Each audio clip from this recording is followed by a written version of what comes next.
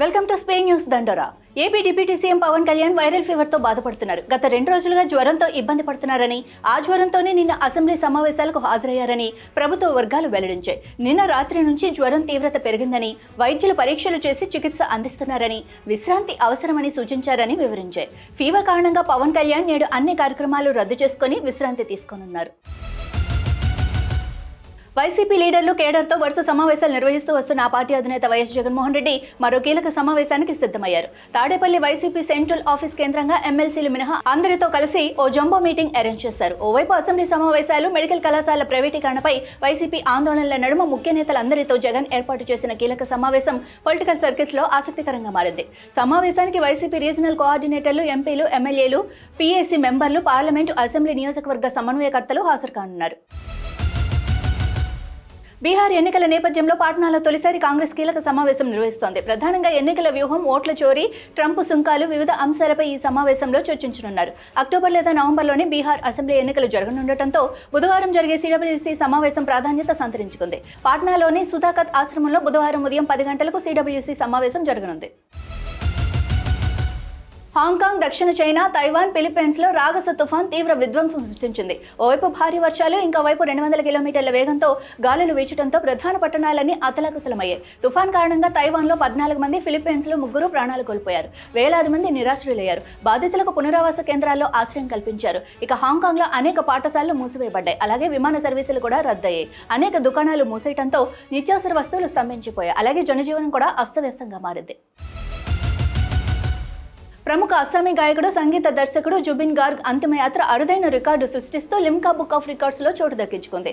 అసోం రాజధాని గౌహటిలో నిర్వహించిన జుబిన్ గార్గ్ అంతిమయాత్రకు అభిమానులు లక్షలాది సంఖ్యలో తరలివచ్చి నివాళులర్పించారు. స్థానిక అర్జున్ భోగేశ్వర్ బారువా స్పోర్ట్స్ కాంప్లెక్స్ గాగ్ పాటలతో మారుమోగిపోయింది. ప్రభుత్వ లాంఛనాలతో అంత్యక్రియలు నిర్వహించారు. Michael Jackson, Pope Francis, Queen Elizabeth II అంతిమయాత్రల తర్వాత అత్యధిక మంది పాల్గొన్న అంతిమయాత్రగా లిమ్కా బుక్ ఆఫ్ రికార్డ్స్ లో ఎక్కింది. విశాఖపట్నం స్టీల్ ప్లాంట్ను ప్రైవేటీకరించబోమని విద్యా, ఐటీ శాఖ మంత్రి నారా లోకేష్ పునరుద్ఘాటించారు. పారిశ్రామిక అభివృద్ధి, పెట్టుబడులు, ఉద్యోగ సృష్టి, వైజాగ్ స్టీల్ ప్లాంట్ స్థితిపై జరిగిన స్వల్పకాలిక చర్చ సందర్భంగా శాసనమండలిలో మాట్లాడుతూ విశాఖపట్నం స్టీల్ ఆంధ్రప్రదేశ్ ఆస్తి అని, ప్రభుత్వ రంగంలోనే ఉంటుందని మంత్రి లోకేష్ అన్నారు. టీడీపీ, బీజేపీ, జనసేన పార్టీ ఈ వాగ్దానానికి కట్టుబడి ఉన్నాయని అన్నారు. వైజాగ్ స్టీల్ ప్లాంట్ను ప్రైవేటీకరించకుండా ఉన్నందుకు కేంద్రానికి కృతజ్ఞతలు తెలుపుతూ మంత్రి కౌన్సిల్లో ఒక తీర్మానాన్ని కూడా ప్రవేశపెట్టారు.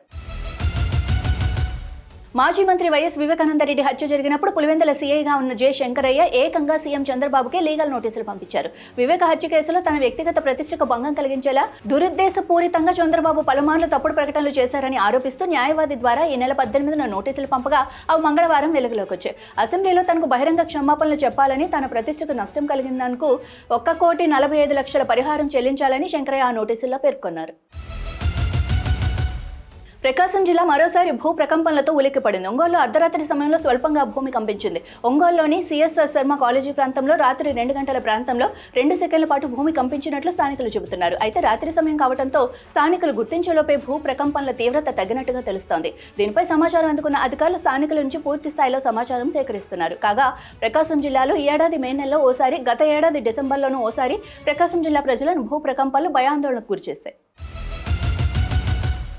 ఆన్లైన్ బెట్టింగ్ యాప్లకు ప్రచారం కేసులో మాజీ క్రికెటర్ యువరాజ్ సింగ్ను ఎన్ఫోర్స్మెంట్ డైరెక్టరేట్ అధికారులు ప్రశ్నించారు. మంగళవారం మధ్యాహ్నం 12 గంటల సమయంలో ఢిల్లీలోని ఈడీ కార్యాలయానికి యువరాజ్ సింగ్ వచ్చారు. నగదు అక్రమ చెలామణి నిరోధక చట్టం కింద ఆయన వాంగ్మూలాన్ని అధికారులు నమోదు చేసుకున్నారు. భారత మాజీ క్రికెటర్లైన సురేష్ రైనా, శిఖర్ ధవన్ను ఇప్పటికే విచారించగా బాలీవుడ్ నటుడు సోనీ సూద్ కూడా బుధవారం ఈడీ అధికారుల ఎదుట హాజరయ్యే అవకాశం ఉంది.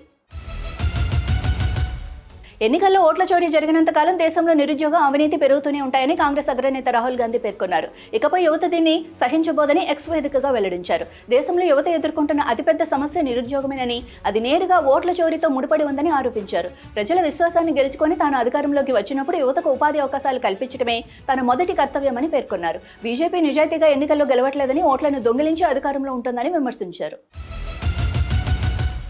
తిరుమల శ్రీవారి ఆలయంలో నేడు వార్షిక సాలకట్ల బ్రహ్మోత్సవాలు ఆరంభం కానున్నాయి. అక్టోబర్ 2వ తేదీ వరకు ఇవి కొనసాగనుండగా దీనికోసం తిరుమల ముస్తాబైంది. స్వామివారి ఆలయాన్ని అందంగా అలంకరించగా గోవిందుడి నామస్మరణతో తిరుమల గిరులు మార్మోగిపోతున్నాయి. ఈ 9 రోజుల్లో దాదాపు 10 లక్షల మంది భక్తులు తిరుమలకు వస్తారని టీటీడీ నుంచి అంచనా వేస్తూ దీనికి అనుగుణంగా ఏర్పాట్లు చేపట్టింది. బ్రహ్మోత్సవాలకు మంగళవారం సాయంత్రం శాస్త్రోక్తంగా అంకురార్పణ కార్యక్రమాన్ని అర్చకులు నిర్వహించారు. ఇవి ఇప్పటివరకున్న స్పే న్యూస్ దండోరా. చూస్తూనే ఉండండి అభినవ్ భారత్.